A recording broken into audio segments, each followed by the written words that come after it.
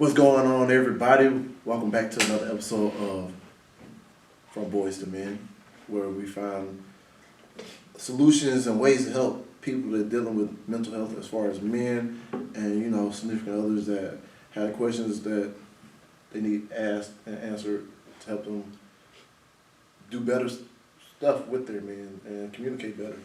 And, I'm your host, Terry Mr. King, and I'm here with my co-host, Eddie Bunch, always. Eddie Bunch is in the building, y'all. He in the building. Yes, sir. Yes, sir. Hey, ain't gonna lie, this is gonna be a regular thing, y'all. We always gonna be in the thing, talking to y'all, trying to educate, share our experiences that we went through and our viewpoints on different scenarios, and hopefully that it can elevate and help somebody so they don't have to go through the same obstacles and like that we had to go through. Mm-hmm. Yes, sir. Start out with zero knowledge in life, man. You always need some guidance or a little help. Of course, you always need. Man, I'm gonna turn your mic up a little bit, Eddie, because I ain't gonna lie. I feel like they need to hear you. And they need to hear you. Shoot. Testing? Sound good enough. It sounds good. Let's go, baby. All right. Man, but today, we're gonna focus mainly more on more relationships and everything. We're not just talking about significant others. We're gonna go with friendships. I feel like that's the topic that people, they talk about, but they don't really go in deep about. And then, family relationships and other relationships outside of that as well, too. So we're going deep into all that stuff. So, man, you pick, I'll let you pick where we start at. Man, well, I say we start off with friendships, because I say that's the most ambiguous kind of relationship you can have with people. Everybody got their definition of a friend. They got different requirements or different standards for who they consider friends. But, I feel like anybody you surround yourself with and you feel good, that should be your friend. Facts. All right, so wait, what are your requirements as far as for a friend? Well, I wouldn't even say you gotta have the same interests as me and anything like that, but if I could have a good time around you, I consider you a friend. I feel like a lot of the time, just hanging around people consider that's a friend, but for me personally, my definition is starting to shift.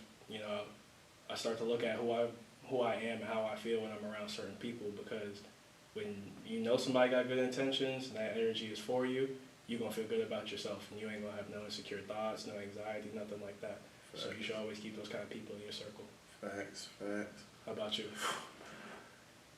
My requirements for a friend, man, the biggest thing is loyalty, man. That's my one and only quality. And thing about it, I look back over time, like I said, over time, my definition of friendship changed so much because it's conversations that we forget to have with everybody that we consider our friends, because it's just expected sometimes. So it's the biggest trait for me is loyalty. The people that are going to talk to me in front of my face and tell me my bullshit and tell me all my flaws and not be yes man all the time, those people are the people that I kind of consider my friends, because they got their own viewpoint on different stuff. We got some similar interests, but I don't want to have the same person like me as a friend, because there's already the one me. We have similarities, but man, if someone's just trying to be exactly like you, they're more than a mentorship or a copycat.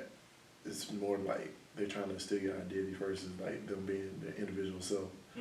But my friendships over the years, it's looked all types of ways, to be honest. It's kind of crazy, but my biggest thing is loyalty, because I'm gonna be loyal to you till the day we decide this ain't gonna be a friendship anymore. Absolutely. So even after this, I just need you to come with the same thing. But it's kind of hard to find that trait in people these days, to be honest. Man, I hate those yes men friendships, because it's ain't nobody perfect, and we all got our moments. Yeah. And if you're my friend, I'm not gonna take nothing personally. You tell me, yo, that ain't it, or you being corny right now, you being weird, something like that, man. Exactly. Just being honest with each other just shows that vulnerability, and it's also holding your peoples accountable. Yeah. We got plenty of weird dudes in this world who they enable by their homeboys because they don't never tell them about themselves. Exactly. And look, and I think it's really healthy that you can be vulnerable in front of friends. Even when coming to them crying and talking about your deepest, darkest secrets, things you're battling with, your mental health and everything. Cause look, literally the first thing I ask my friends after I get done with the joking stuff when we first started talking on the phone, I ask them what their mental state looking like, how they doing mentally, because we don't understand everything that they're going through because we don't see them 24/7. So we see them for that time being when they can release their stress and just goof off and be who they really want to be around us. But they dealing with a lot of stuff, and a lot of people don't ask these questions because they don't look at the signs and see that stuff. Like the one thing I'm grateful for that my friends can come and talk to me about anything is like, I'm not gonna judge them, especially after everything I've been through in life. Even before that, I was a person that never gonna judge you. I'm gonna give you a clean, like, perfect. Like my friends, they can come talk to me about anything, and literally, I'm coming to you from a neutral standpoint. Because if you're wrong, I'm gonna let you know that you're wrong. If you're right, I'm just gonna sit there and listen either way. Because friendships, they just like another outsource for you to vent and release things you got built up. Because sometimes friendships, they like, if you're my friend, your problems become my problems. Because I would not know what to do if like one of my friends were dealing with depression and they couldn't come talk to me. And just to find out that they committed suicide and killed themselves. And I didn't pay attention to those signs and stuff. So like that's a big thing with me and my friendships, my relationships. I want them to be honest and just communicate and stuff. And like you say, everybody got their own things they're dealing with. Everybody you walk past in their day-to-day life, somebody got their own story. Facts. So if you consider somebody your friend, the least you could do is provide that ear for them to be able to discuss something that's been bothering them.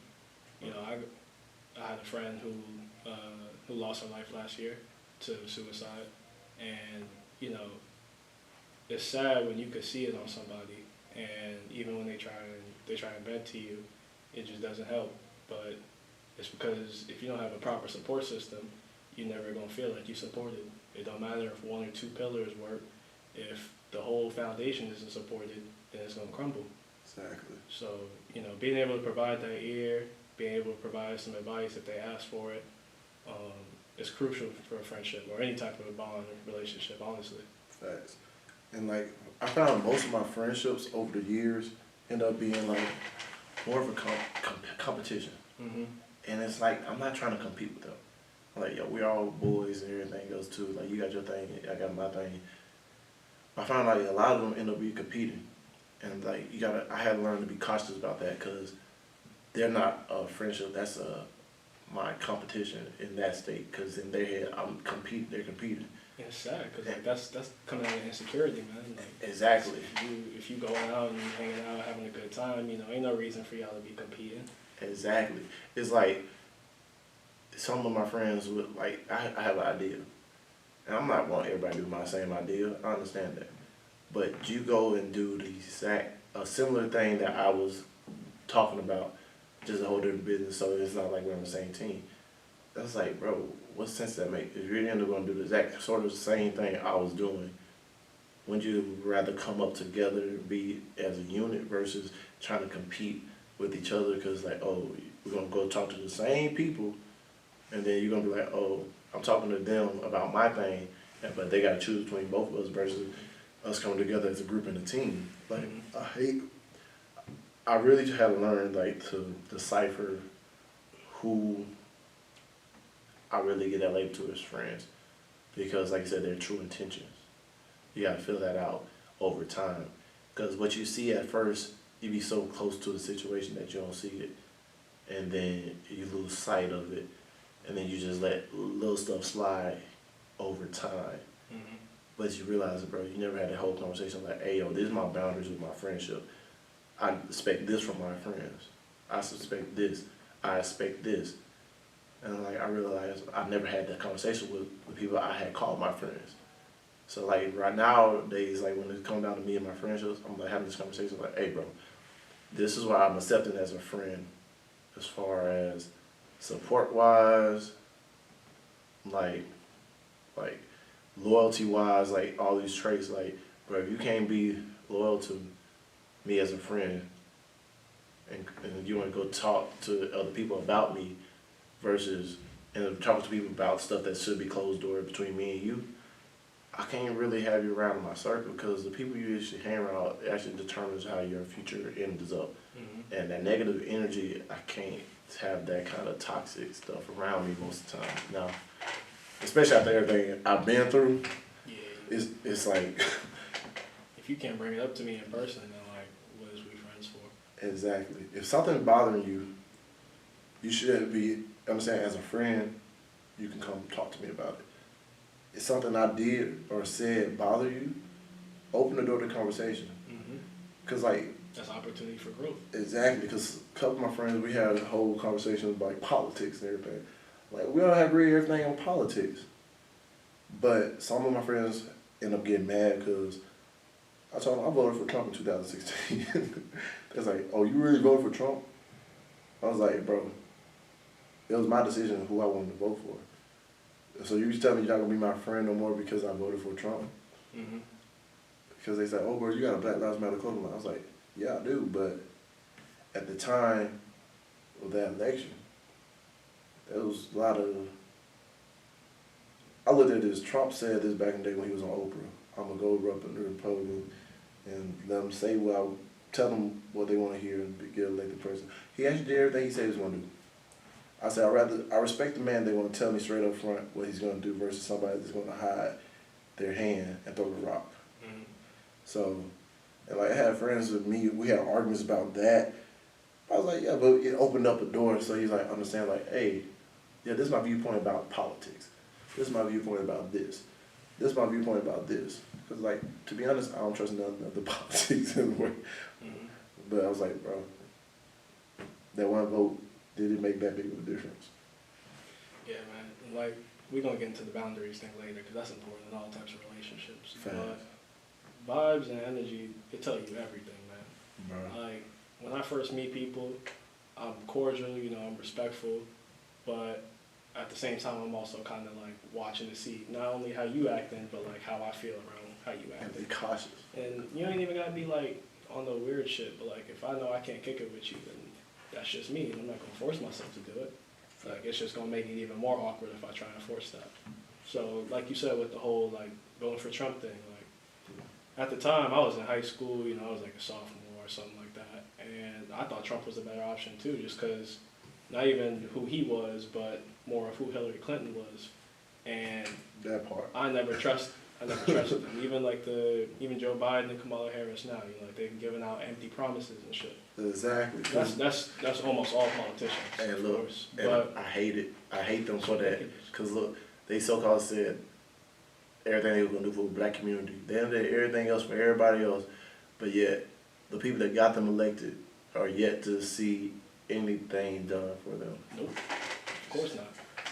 Like, and even with the whole politics thing now, you know, I got the kind of friends where if I post something or I share an opinion and they don't agree, we have healthy dialogue and discussion about it. Facts. Like, you know, I'm not going to come over here and attack you for your opinion, but rather I'm going to be curious about it. Like, so why do you feel this way? You know, everybody got different life experiences. Exactly. And you ain't nothing but your experiences in the environment you grew up in. So sometimes you can't even fault people. Like, you know, these poor, you know, racist people. Sometimes it's less because of they want to be they want to be hateful, and it's more like they were never in the environment to learn better than that.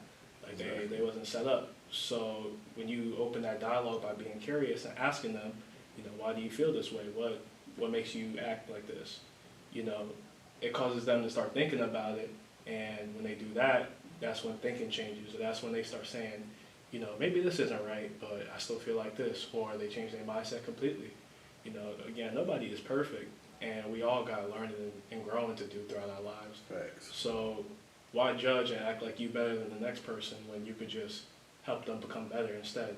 You know, judgment is too much, especially in friendships. There ain't no need for that and no place for that. Facts. I agree with that completely. Because, man, I grew up in the country. So majority of my friends were Caucasian when I was growing up in elementary school. And the funny thing about it, I look back on it, like, when you're a young child, we don't really pay attention to none of this stuff. Nah. You don't see nothing else but you just enjoy it. You have a purest mind and try to enjoy life. Or even if you see it, you don't recognize that that's what you're seeing. Exactly. It doesn't register in your head until much later. Exactly. And, like, that's why it's hard. Like, I don't judge people by that, by their actions. Because eventually they're going to show you who they really are and, like, talk. Like, if they're not willing to have the conversation, cool, wait till they're comfortable to have a conversation. Because if that friendship really mean that much importance to both of y'all, you can sit down and talk about anything. They may not agree with you, it may get heated eventually sometimes. But that's life, man. You're not going to agree with everything that somebody do. Mm-hmm. But being able to come to somebody and have a disagreement and still respect each other, I think that's the biggest thing comes down to the respect. The respect to say, all right, yeah, this is how he was raised. That's not his fault. But now what he do with it afterward, when he get the knowledge, that's his responsibility. Like, that's why I'm grateful for my mom bringing me up in like a more, it was diverse area. Mm-hmm. Well, mainly white area. I can't say no. It was mainly white, but like, even the music I listen to, man, I listen to country music. Mm-hmm. I listen to rock and roll every now and then, you know, the old school rock and roll. I'm talking about like Queens and Aerosmith ordeal. I'm not talking about like this, I can't do that. I can't do that. Ear rape, man. Ear rape. But like, even learning how to be diverse in the music that you listen to. Some people be literally stuck on one genre. And I know that if they open up their mind to so many different things, what it can, you know, bring to fruition for them. Mm-hmm. Which is like major in my eyes. See, and I like that music comparison because, like, me personally, I don't really go out looking for music in other genres, but that don't mean I'm not gonna be open to it. Exactly. Like, you know, somebody throw on some jazz or some rock and roll or some blues. You know, if it slap, it slap. Exactly. So that's when I turned on that little Spotify, that little Shazam. Like, what's that song? Exactly. Because look, Young Thug, alright, to be honest, I'm gonna let y'all know my homeboy put me on Young Thug. If I don't give him a shout out, because look, I would probably never be a Thugger fan. Mm-hmm. To be honest, did you know what the hell he was saying the first time you listened to him? Because I had no clue listening to live. But look, I didn't know I was listening to Young Thug until afterwards. Because look, Stoner, I didn't know that was Young Thug. I thought that was somebody else completely different. Like, Stoner! Mm-hmm. I'm a stoner. That's the only thing I understood in that whole song. Mm-hmm. But like, when I started listening to Young Thug, yeah, I could not understand what he said half the time. But let me tell you how I finally can understand him. To be honest, I'm gonna let you know, yeah, I smoked weed. I was 420 positive, man. So look, I got high, and then I just listened to him, and it came in as clear as day. Mm-hmm. But the funny thing about it, if most people don't know, and like down South Florida, they play everything fast. Oh, absolutely, fast music now. And about forward, let's run it. So look, that's a classic. Classic shit. DJ Chipman, all them boys down there, they doing the shit. Mm-hmm. But look, if you actually listen to Young Thug fast, you actually really understand exactly everything he says. True. So I was listening to it fast, but I also was high, so it slowed it down a little bit for me. Mm-hmm. So I was like, it just made it more clear. But Thugger is on a whole deeper level of ordeal shit. Just like Chance, back when he's an acid rapper. Most people don't understand. Like, when you say you're an acid rapper, like, bro, the way you want to understand him is you're on something. So, but like, man, friends, I feel like friends influence a lot of stuff on each other, and we don't know at the time, but yeah, our friends shaped us into who we are. Cause I'm not gonna lie, high school I was shy. I didn't know how to talk to girls. I literally picked up everything from my friends, cause that's around the time my granddad died, my freshman year of high school. So I was like, dang, how am I gonna figure out how to talk to her? You know, because the main goal in high school was, I'm trying to get some draws. I'm not even gonna lie. Look, I was playing. What was I playing? I played football, I played basketball, I ran track. Damn, nigga. But triple athlete. Man, what? Hey, but to be honest, baseball was my favorite sport. I just stopped playing because something happened early on, like during my middle school years. But man, so I'm thinking like, man, bro, these females, they choosing. I said I ain't that bad looking. I probably start getting muscles on me, but like my friends actually played a big role in how I was perceived around, because everybody thought that everybody was hooking up with somebody. Well, they thought we was hooking up with the whole city. And by me hanging out with them, guess what? I got the perception that I was a hoe. But to be really honest, I only had sex with one person in high school. The person I lost my virginity to. Even when I had a girlfriend in high school, I didn't have sexual relation with her. True. But man, if we want to, since I already brought it up, all right. Anything else you want to say about friends before I go to the next part? No, you got it. But after that, I got to play a little Young Thug, Okay, yes, sir. Hey, on God, because Thug, oh my God, that's musical genius right here. That's the GOAT. Swear. Young Thug. Jeffrey. Hey, you hear that, man? I need some tickets. Next time you got a tour, let me know. Hey, what? Get you on this podcast. What? Shit. Talk about some mental health and shit you're going through. But look, all right. So I'm going to go ahead and go to the relationship portion because my relationships helped build me as well, too. And they played a big role in how my confidence was perceived and everything as well, as far as like how I look at stuff now. All right, who was your first girlfriend? See, I ain't had my real first girlfriend until like this past year. Oh, bad. But lucky. I was definitely talking to women.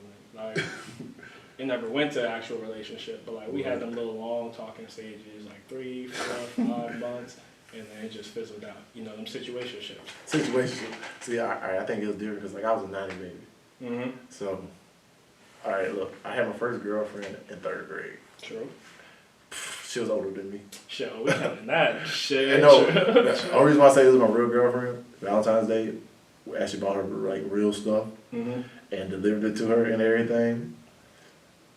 But yeah, I was like, damn, I had a delivering Valentine's Day. Well, I dedicated. I had flowers. I think we went and got her a necklace. Yeah. Like your grandmama necklace? No, we spent some money on this necklace. Hey, and it came out of my savings too, so. Shoot. That's the classic, snatch that bitch off the drum. Here you go. I was like, shoot, man, to be honest, bro, I was always like a little playboy, little lover boy. Little lover boy, but my first girlfriend, really, after I grew up and everything, I ain't gonna name, should I name drop? I don't know. Nah, let's not name drop. All right, we ain't gonna name drop. We can use different names, though. All right, but she had long dreads. Damn. She was a year older than me. I don't know what it was. I always dated girls that was older than me. She was older than me. This was back in high school. And to be honest, I don't know if it was because of me she started dating me, because like I had recently gotten in a fight and the fight video went kind of viral. And like my shift in the social classes of high school has shifted because, after you win a fight, they were like, oh snap, everybody so-called like you now, everybody know who you are. So my social class has shifted, and then went to her birthday party. I ain't gonna lie, I gave her a lap dance. And she was like, oh, you doing stuff like this, you might as well be my boyfriend. Shit, might as well then. What, her mama threw beads at me. And throw beads at me. I was like, well, shit. Look, that was like one of the best parties. Actually, that was like one of my first parties. I had to sneak out the house to go to the party. I snuck out. And literally, mom was tracking my phone back then because she even admitted it. So when my phone was on, she can locate where I'm at. So, I started turning the phone off every time I get somewhere. Man, this damn gnat. Look, there's a gnat in here, y'all. So if you see me doing all this extra shit, it's a gnat. Annoying as fuck, but look, this girl was like, I feel like she was the one that got away. Because back then, I was still insecure about who I was. She tried to, empower me and let me know, like, bro, I wasn't, how I put it, that I don't need to be insecure. Because everybody else is just putting their insecurities on me. And literally, they just trying to say, oh, she's talking to somebody else, he's talking to somebody else, so I can break up with her so that they can go out with her. Mm-hmm. So end up, I just listened to the guys that they was trying to tell me, oh, he was her, blah, blah, blah, this and the third. That's why she answering your phone, blah, blah, blah. Bro, society fuck you up too. Like, it just sets you up to be insecure. Because hearing shit like that growing up, Exactly. like, at first that don't trigger nothing in you, but then when you see people laughing or you feel like somebody being disrespected, that's when the insecurity set in. Mm-hmm. And like, it's unfair to be possessive like that and have that mentality, but it just sucks because a lot of young dudes, man, like that's just instilled in them from middle school. And it's fucked up because in if I even go back to middle school, bro, I got bullied like I don't know what. Hey, it built character though. It did but also it built more insecurities because like in middle school, for the first time getting bullied because of the shoes I was wearing. Mm-hmm. I ain't think of nothing back in the day. You know, Walmart shoes was shoes, bro. Tennis shoes to tennis shoes. Got to middle school, like, oh, bro, you wearing Bobos. So I started being cautious about everything I was wearing. I started being cautious about, like, literally everything I had on because I was like, oh, if it's not this, I'm getting picked on. Mm-hmm. Because they probably saying, oh, I'm broke or poor or whatever. And, like, stuff you don't even need to think about at that time because, look, think about it, you're a kid. You ain't got a job. You ain't supposed to be making millions of dollars. You can't determine that shit. And, like, who are they to tell you, oh, because you're not wearing a certain type of shoe, you're lame? To be honest, now I think about it, like, bro, they were the lame ones because they bragging and boasting, but that's their mama and daddy money they spent on that shit. Absolutely. So, bro, they still wasn't doing nothing. Middle school ain't nothing but kids projecting their insecurities on each other. Yeah. And like you said, you could come in with none of that and, you know, be cool with being you, but after a little while being picked at like that, it starts getting to you, start chipping away at your self-esteem and everything.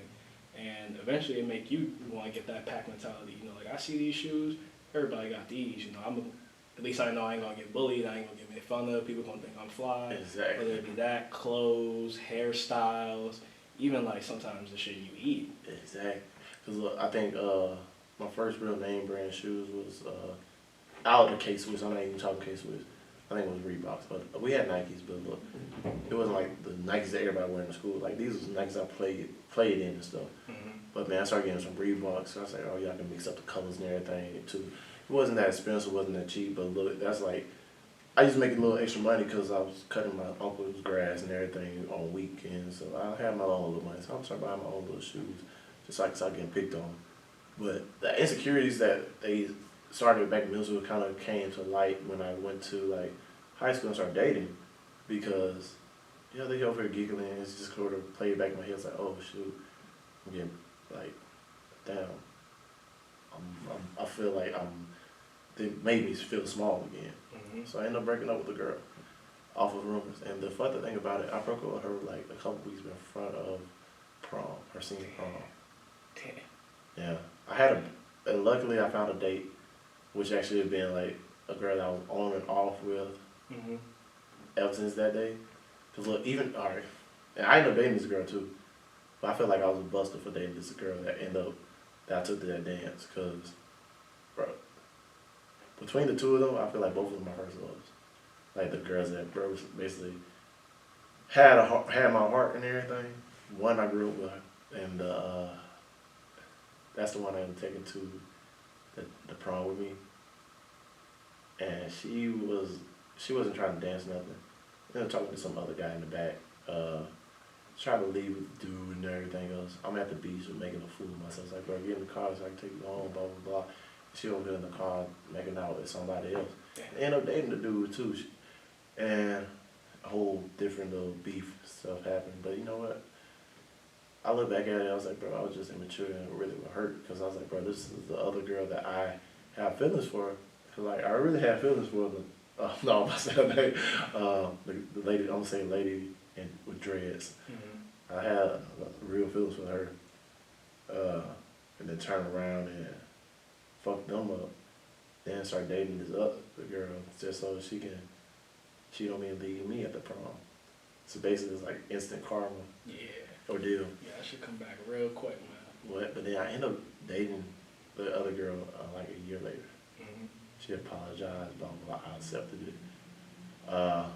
Actually, the trauma that I had with her comes not even really from her. It was from her family, bro. Because me and her were engaged. Damn. Yeah. And she actually had got pregnant. She had a miscarriage, too.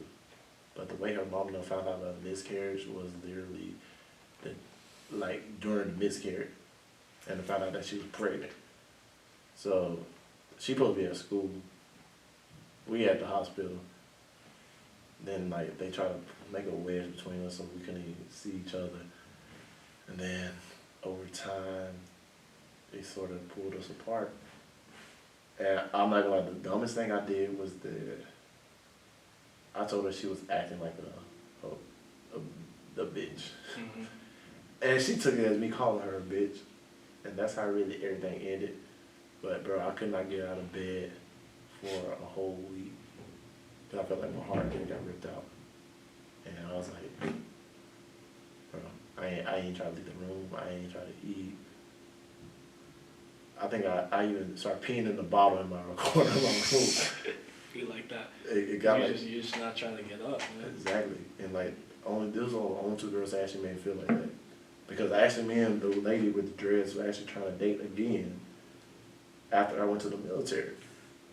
Just to find out she ended up hooking up with her ex-boyfriend while we was kind of talking. But it wasn't official yet, but I came home for leave. We was hanging out, talking, seemed like we were about to do something. And, bro, when I found out, I had, you just feel that vibe and everything that something's not right. Mm-hmm. I could just tell. And then turn around, find out she was hooking up with the ex-boyfriend. Bro, and this is why I'm That should do something to yourself. Exactly, bro. I was like, bro, that turned me into this. I don't give a fuck about feelings because every time I put my feelings out there, they just get taken and thrown away.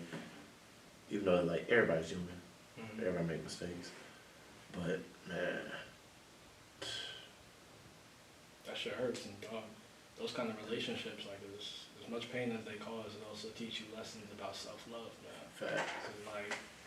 As fucked up as it is what people can do to you, Yeah. what people do is a reflection of how they feel about themselves. So if you feel like you're a piece of shit, you're gonna act like a piece of shit. Right. And you could feel bad about it, you could know that you made a mistake, but that ain't gonna stop you from doing it. Right. So, man, relationships teach you the biggest lessons and the biggest pains. Man, when I was in middle school, man, that was definitely my biggest player days, personally. Oh, come on, let me know. Man, 6th grade, I just came into the area, I'm brand new, I didn't really know nobody. Plus, I was a weird nigga. Yeah. There ain't nothing wrong with that. We always weird. Yeah, the nigga with the big glasses, man. But 7th grade year, man, I started dating this one girl who I'm still cool with to this day. And, me and her was off and on until I finished going to that middle school. But it was cool, We never really got off on super bad terms because we always reconnected. But I fucked her over a couple of times, man. After our first breakup, man, I went and dated her best friend. And I think I was that girl's first boyfriend, first serious thing. So it kind of fucked her up having to choose between her friend and somebody else. Ooh. But at the same time, I shouldn't have never put her in that position to start with. That is fucked up. But why do you think you did that?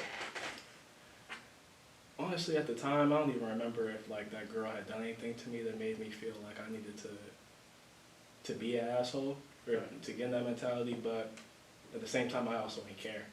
The girl was cool, I was just trying to get a move on with my life, and I wasn't thinking about no consequences. I was only thinking of myself and being selfish. So when me and that girl broke up and I reconnected with the ex, it was I did some dirty shit, but you're still here. So how bad was it really? That's what I was thinking. And I ended up doing that shit again with a different best friend, but this one, this one we didn't really date. Like we just talked for a little bit, and she had more sense to be like, nah, you know, this Right. kind of fucked up. Ah. And even though they still fell out as friends, you know, I still realized how fucked up it was. And also, like, the second time, this chick was like the ex of one of my close friends. Damn. And like, It's like a little love group. like yeah, like, and don't get me wrong, I said something to him. Like I asked him like, yo, is it cool? But Yeah. if that's your friend, you know, and that's your ex, you're not trying to be like, especially in middle school, you know, you're not trying to show that insecurity. He was just like, yeah, you know, it's cool. But something on the inside told me that it was not that cool. Yeah, because actually something happened like that with me in high school. Because it was like the first girl I dated that was younger. Mm-hmm. She went to Washington High School. And I didn't know she dated. Like, me and the dude, we knew of each other. It was cool because we had mutual friends. Mm-hmm. Then I realized he dated her and everything. So I still asked. But I knew it was weird for him. Because, like, same thing said, the insecurities. And to be honest, bro, like, my insecurities were reflected on that relationship as well too, because I used to drive my granddad's '91 Chevy Silverado single cab. It was rusted down. It was like the way I looked at things back when I was younger, especially when I was dating, bro. Just a bad mindset looking back. Bro, not even just bad mindset. I looked at everything in a negative viewpoint. Cause like this girl lived, like she went to Washington. I'm from the country. I'm like, bro, you deserve better than me. Like the houses she lived in, like yeah, I live out in the house in the country. It's paid off. I wasn't thinking that. I was like, bro, I live out here in the country in the boonies. I felt like I was too broke to be with her. And like looking at it from the viewpoint, bro, like yeah, I got this house out here, but I got all this yard. I got 10 acres out here in the country. I got a truck. Yeah, she got a new car, but guess what? My truck paid off. They still making payments. I ain't thinking of nothing like that. But bro, like me and her, bro, when I try to tell you, when I broke up with her, that was another worst decision I ever made. Well, like the 3 girls I dated in high school was potentially the people that I could have been married to if I would, like, bro, you understand, like, she's adopted now, doing her thing in Texas. She adopted now. Exactly. Damn. The other one, she was running track at Ole Miss, and she left that to go in the military, and then she ended up getting married to like this other guy she was dating. But she said she was. This one thing that I respected. When she came back to get married, she first told her aunt she's not gonna let her mom fuck up another relationship with somebody she loved. And I hope she was talking about me because I was the only person else I could think about. And then her auntie, the one told me, she's like, yeah. So I was like, yeah. But like, this girl, man, she became an AKA. And I love me some AKAs. Goddamn. Look, she was an AKA. That should all do something for you. What? But the funny thing about it, back in the day, I was talking about I was going to go to USA. And she was talking about she was going to FAMU. So I was like, girl, this ain't going to work out because I don't know how they're going to do with this distance and stuff. I didn't know how my life was going to look. Like, I was a guy that had no plans on what my future was looking like. And she had everything planned out. And I'm thinking, like, bro, how the hell do I keep somebody like that I feel like she was really too good for me? I tell everybody and all her friends all the time, I was like, bro, ask her how she's doing because, look, back then I really thought she was too good for me. And didn't know, like, bro, by me even trying to date her and everything, that I was good enough. It's just like I didn't see my own value that I was bringing to the relationship, and I was downplaying everything because how I looked at myself. Like, especially this was after both those other breakups, so you feel like my insecurities was like intensified. Especially when you've been on that side of the dude who fucking people over, like yeah, it'll sit with you. Yeah, and not even just that, because I was the one that got cheated on. And then I did fuck over the other girl, like the dreads. I fucked over Dread, got cheated on at prom, then turned around next year and started dating this girl. And then I really feel like I was a dick again because I ended just out of nowhere. I ain't had no real reason. I didn't tell my mom the other girl was just crazy. That's always the excuse that most guys give when they want to break up. Like, bro, you just crazy. But no, there was nothing wrong with her. It was me. I just was, the way I looked at myself and perceived myself at that time was just, I was beneath her value. Yeah, bro, it sucks. Yeah, bro, self-worth, it really tests you in relationships. Facts. Because little things like that can make you start self-sabotaging, and you start acting in ways where you really are less than what they deserve. And you know, sometimes it's hard to toe that line, especially when, like, you know, some people use certain phrases as excuses rather than genuinely feeling like they're not worthy. Yeah. But you know, a lack of self-worth and a lack of self-esteem and self-love in general just ruin a lot of relationships, man. Yeah, and it really did ruin a lot of my relationships early on. And bro. And like, I always used to put everybody's needs before mine. Mm-hmm. Unhealthy, but you don't realize it at the time. Exactly. I'd be like, bro, she needs somebody to give her more attention and more this, that, and that, because half the time I'm in the season. So basketball season would be the main time I probably was dating somebody, especially her. And I was like, bro, we got these away games coming back. Can't talk to me like I want to. Can't take her out on dates like I want to. I still got to manage the schoolwork, to manage like basketball schedule. And that's actually, we actually won district. So like, man, the level of focus I had for everything outside of school and basketball was nonchalant. Like, I realized, like, from the time I woke up, I went to practice, I went to school, I had after school practice, and I think out of practice I'm doing homework, I go to sleep and I'm doing the same thing. Like, I had no personal life. We went to parties on the weekends every now and then, but like, other than that, I didn't have no life to actually feel like I can give somebody that's dating me the time that they need in a relationship. And I think about the things now, I say, if I had that thought myself with relationships nowadays, bro, it's like I'm ass backwards, because how I was looking at like relationships back in the day to how relationships now, bro, they like piece of shit. Time can teach that lesson, bro. Yeah. Like I said earlier, you know, I wasn't having no relationships in high school, but I had a few situationships, right? Oh yeah. So like, I was a huge flirt. Like it was natural more than it was intentional. But, Facts. You know. I understand you completely. Trust me. Hey, I understand you completely, my guy. Like if I'm walking around, you know, I'm at lunch or something, and I'm talking like 5 different groups of friends. You know, I'm a flirt. You either gonna be cool with it, or we just gonna keep being friendly. And either way, that's cool with me. Exactly.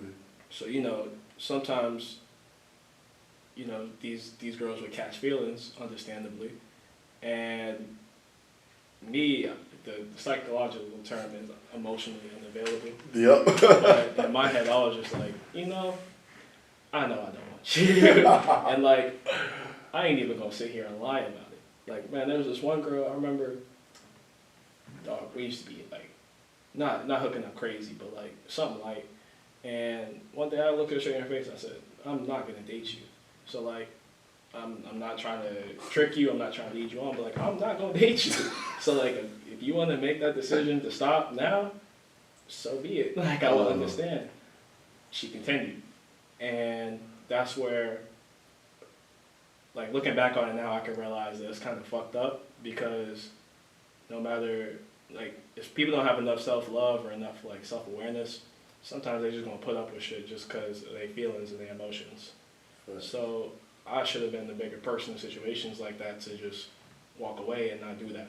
Yeah. Now, I see that girl in a loving relationship now, and like, I'm super happy for her. Like, love and light, all positivity, very happy for her. Damn. But at the time, I used to just be like, man, she annoying as hell. Like, I know I couldn't be in a relationship with her, so like, why even lie to myself? Yeah. But for those situationships, those were the rare times where I'd be like, you know what, I fuck with you enough to be with you. And these usually still start off as friendships, but they would, like, that emotional connection would get stronger to the point where I would feel I could be vulnerable with them. And once I can be vulnerable with you, that's like a whole nother side of me. Exactly. So like Shorty, the first one I was in a situationship with, man, like everything was good and all, and then one day her mom found pictures of us. She hadn't told her mom about us because she was scared that she was gonna be like racist. And that's what I mean. I don't know if it was because I was black, but she told her like, yo, you keeping things from me. Like, nah, I don't really want you to do this no more. So that had to end. And I was hurt in a bit. The ones that you don't end, that they end, that's the ones that sting. What? I'd be like, Cause why you had to do that? Like, why you had to try me like that?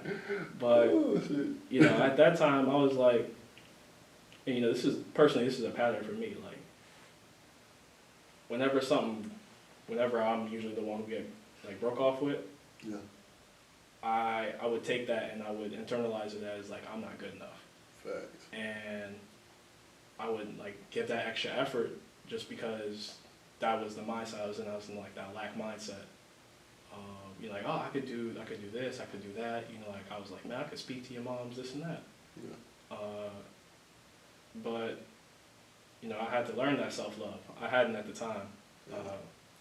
Then the next situationship, this turned out to be like my best friend essentially.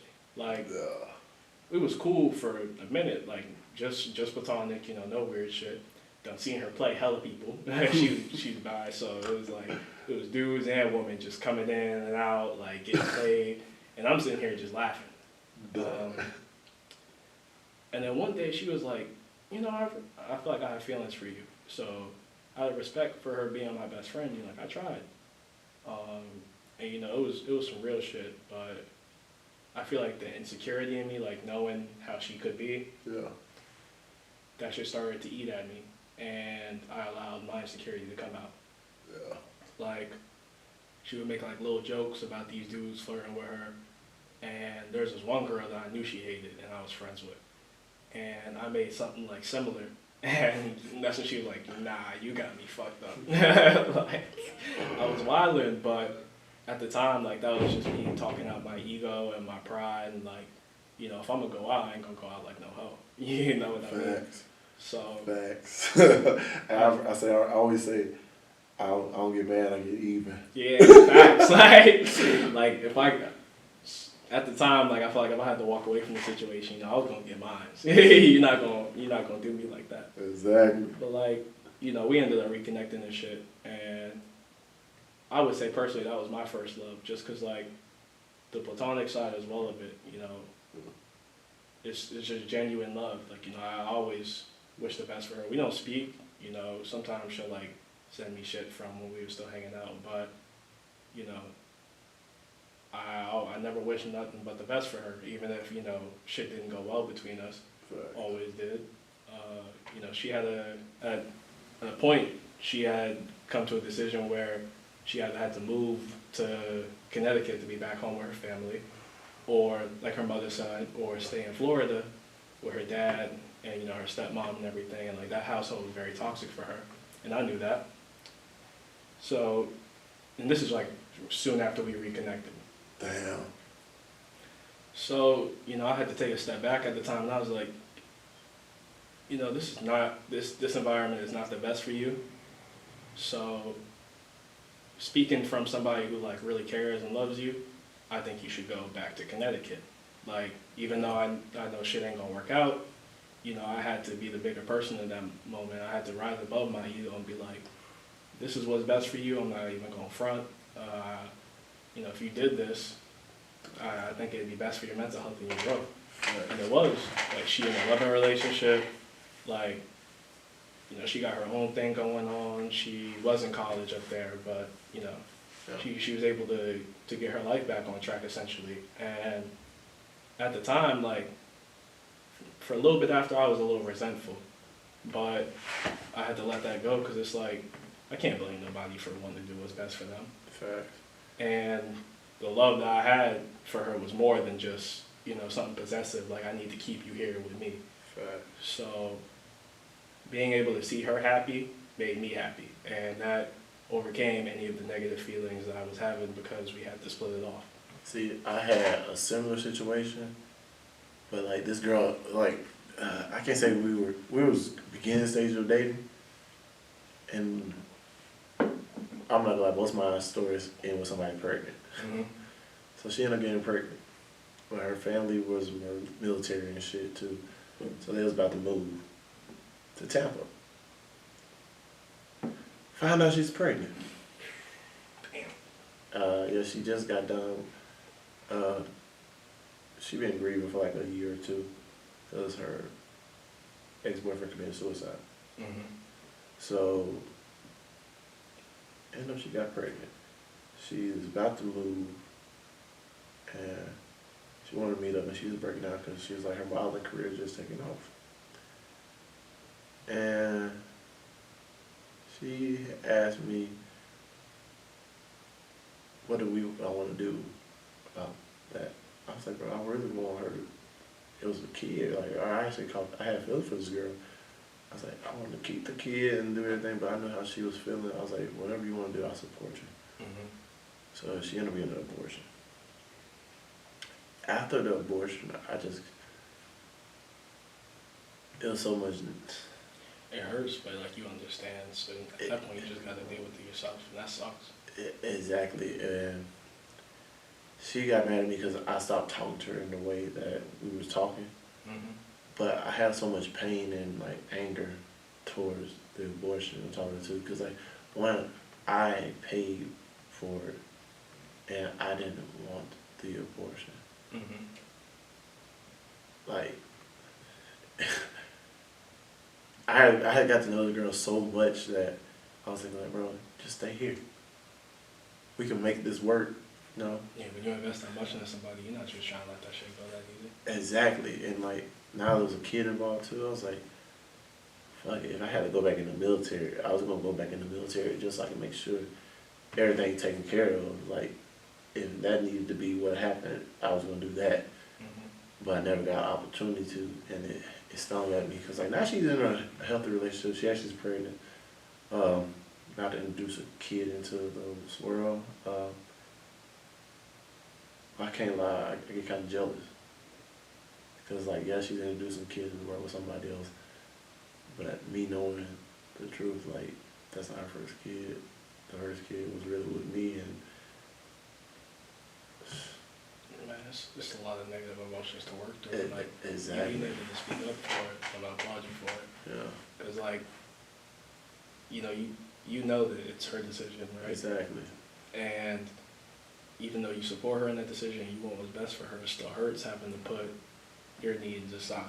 And like that's really all relationships is about, is compromise. Sometimes that shit breaks you down. Exactly. And not even just like,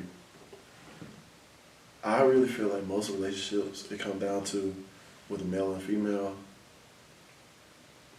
it's more of we gotta take the women's sides on what they want to do versus what we want to do.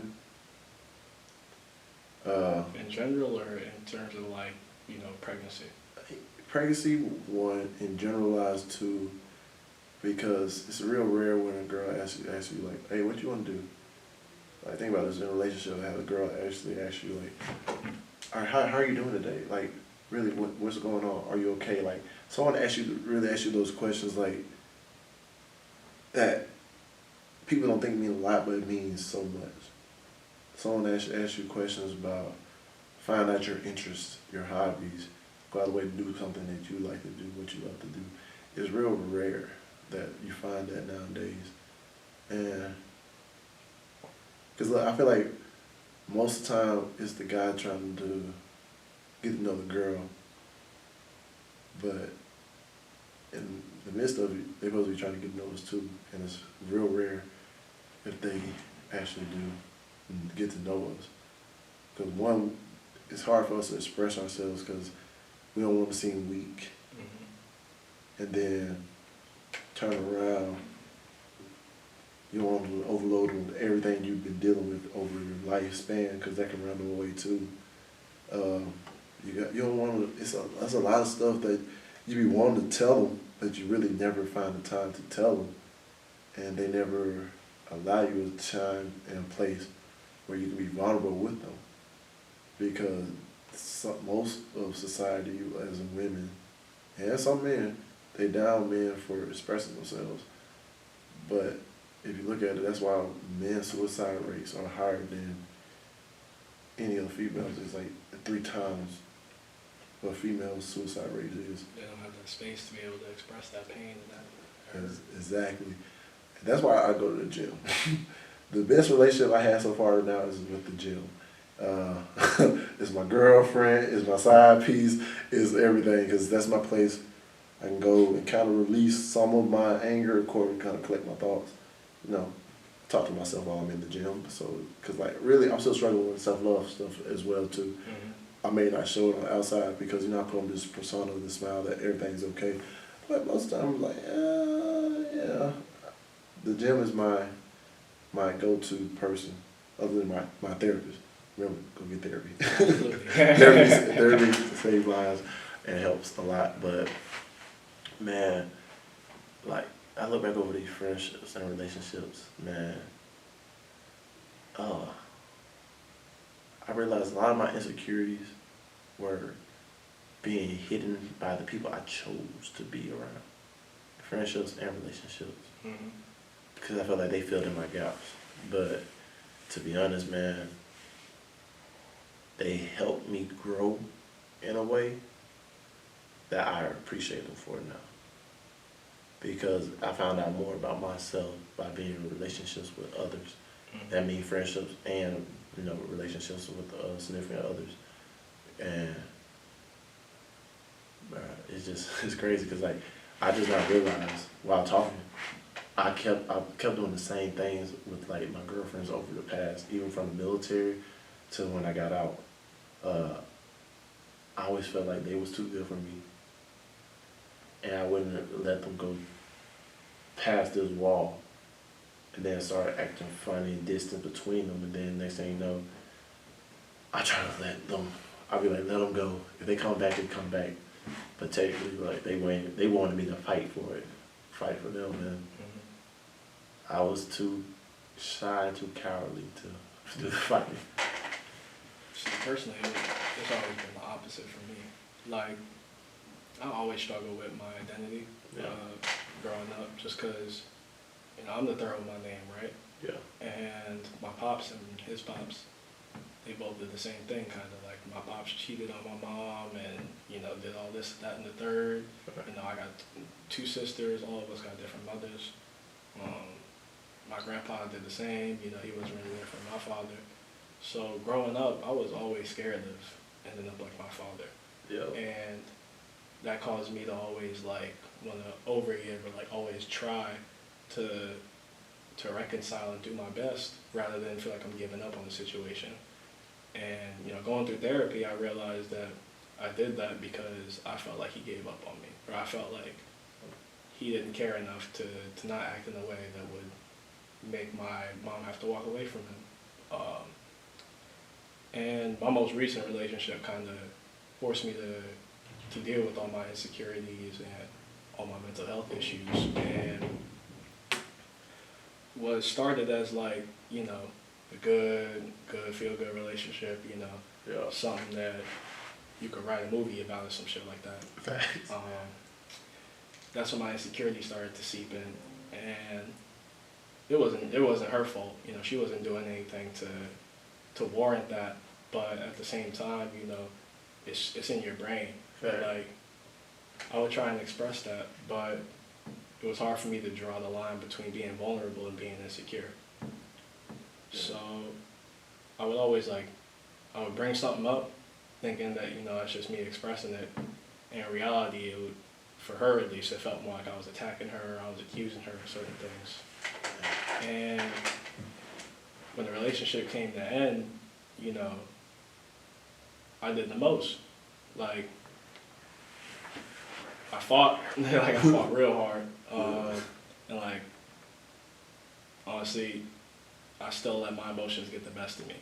Also, like, combined with, you know, my past of doing all this and like knowing all this shit and the things that happened to me, like in those relationships where I was broken up with. You know, one of our last arguments, like she would like tell me like what's the reason for why she's walking away, and I said something like, you know, like that's not good enough for me. And in the moment, that was me talking out of like my ego, and like, Yeah. it was more insecure as well, because I'm sitting here thinking that like it's some bullshit.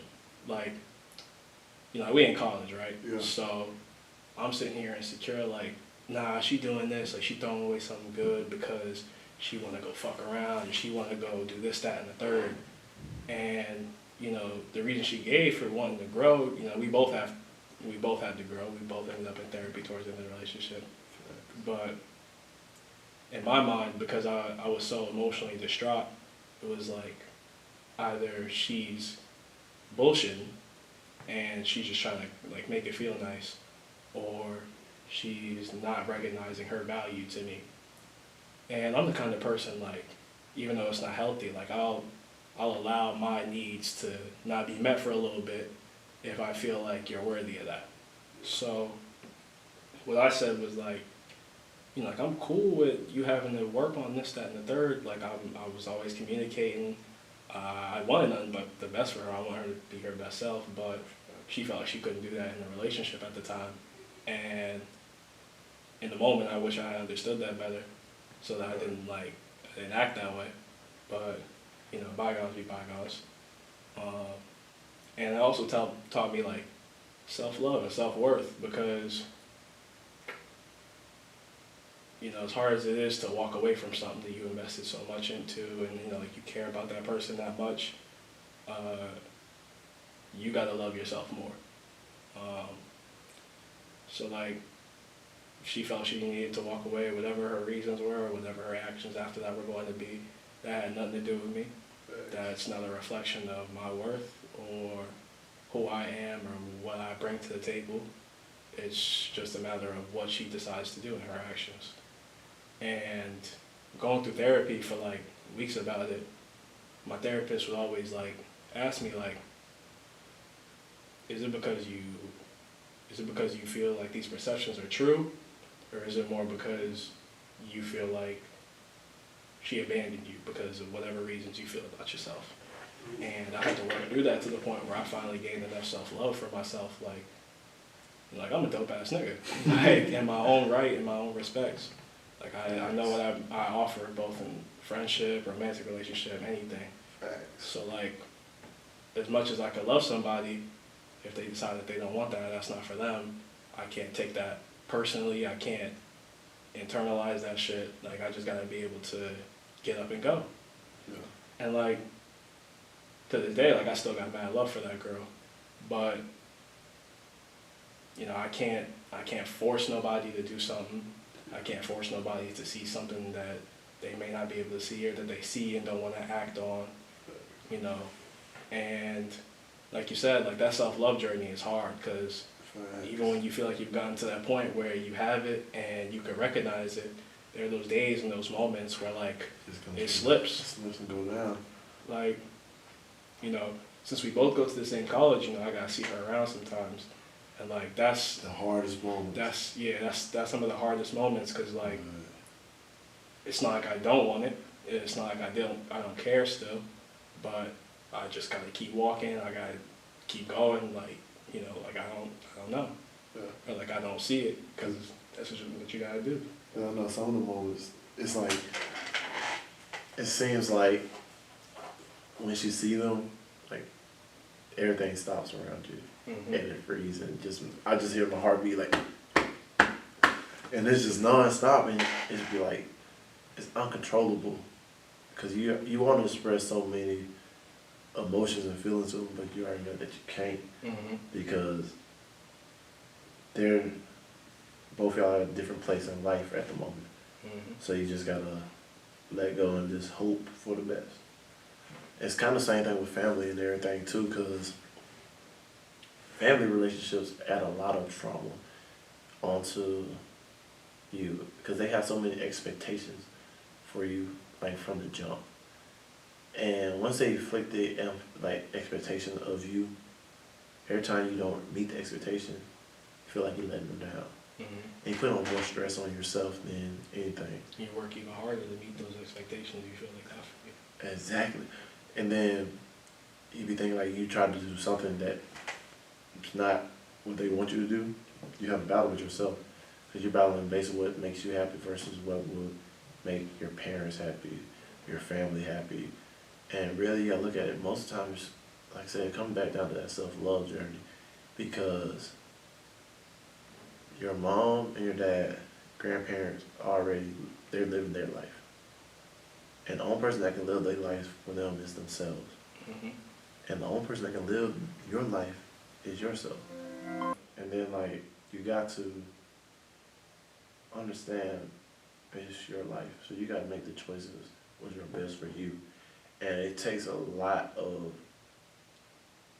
battles in your mind when it comes to that, especially because you think about it, you've been conditioned ever since you was younger to think a certain way, do a certain thing, and expect a certain thing from like because what everybody expects for you to do. If you do something out of the norm, you be thinking how they're going to react. Versus thinking about the main person that is going to affect the most, which is yourself. So I think like, man, the afflictions that parents, the weight they put on these kids, the stress alone is enough to kill a fucking elephant in Africa. I swear to God. Because think about it, you already got the pressures of school, relationships, and then you got the ones at home, the people that are supposed to be your support system, your foundation, and they always telling you what you're doing is not good enough. And in their eyes, nothing that you do will be good enough until you actually make it and don't need them whatsoever. Whatever you're doing is not good enough. They all gonna tell you what you should be doing. I understand they live longer and have more earthly experiences. But at the end of the day, it's your decisions. Exactly, because a lot of them impress their fears on us because it didn't work out for them.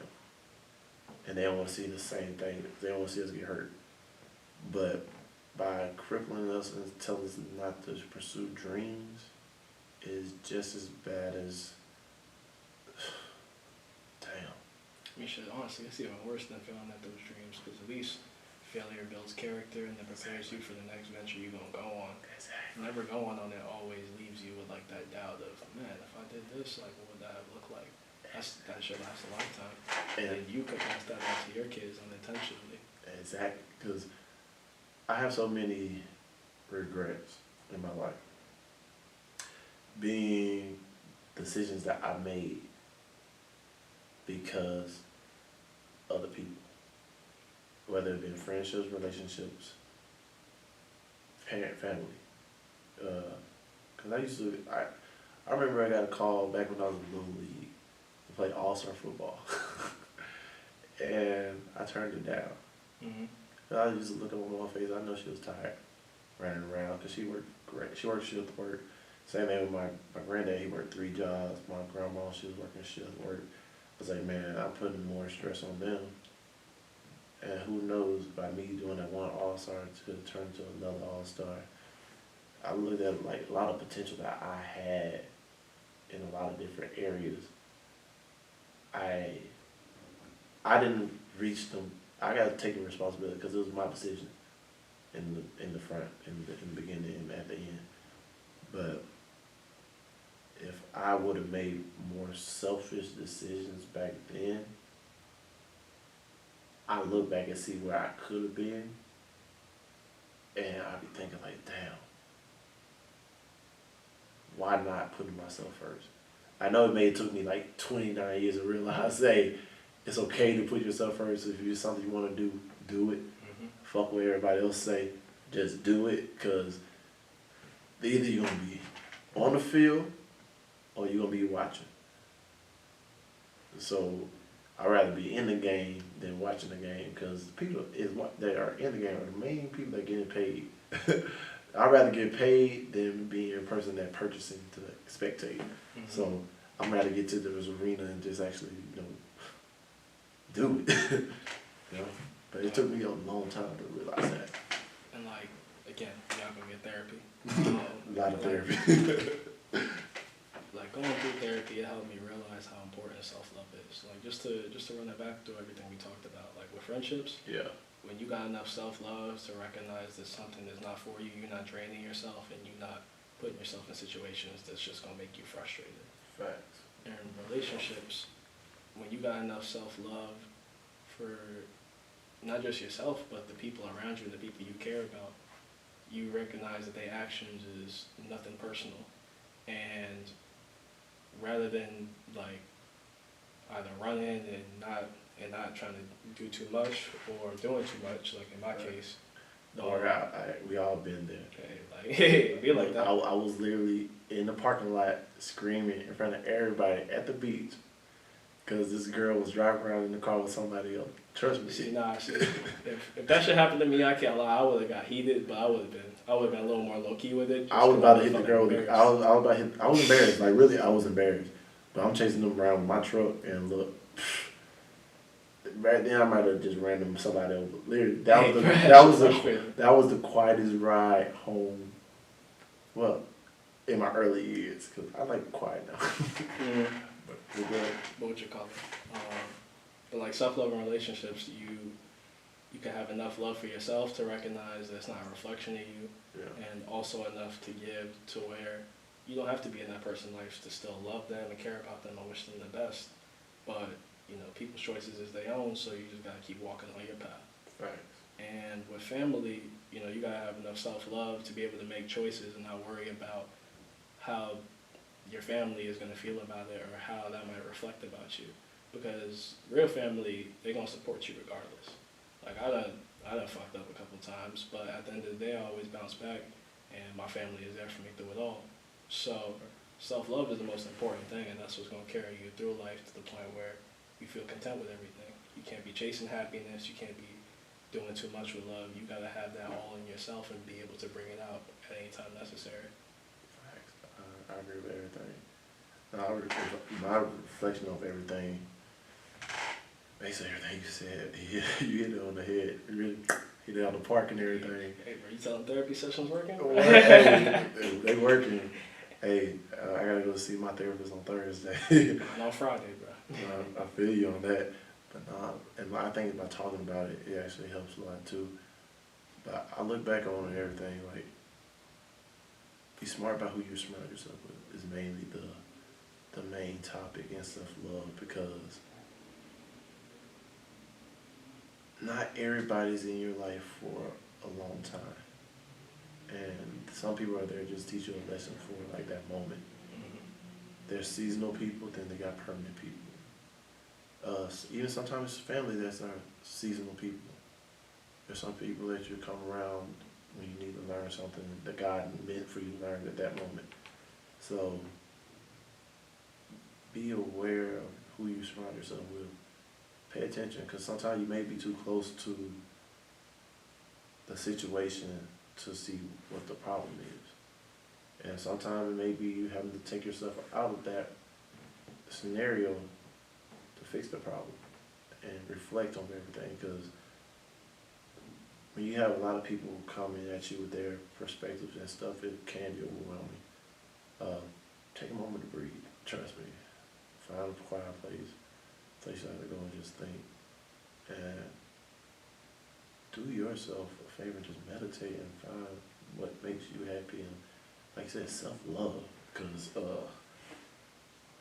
nobody gonna love you like yourself, because the only person gonna have your back every day since the day you was born to the day you die and have your best intentions, it's gonna be you.